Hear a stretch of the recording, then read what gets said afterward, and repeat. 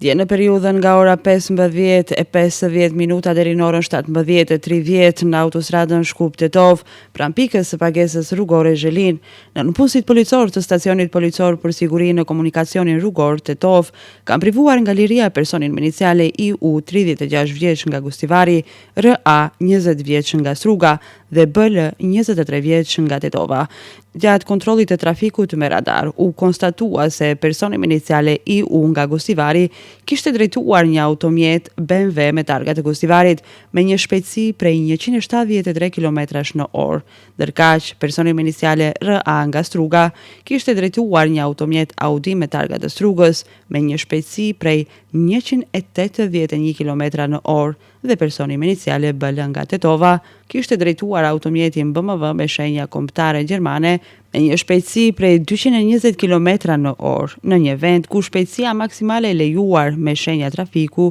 është e kufizuar në 100 km/h. Ata janë ndaluar në stacionin policor dhe pas dokumentimit të rasteve, kundër tyre do të ngrihet kallëzim përkatës sipas nenit 297 të Kodit Penal, drejtimi i pakujdesshëm i automjetit.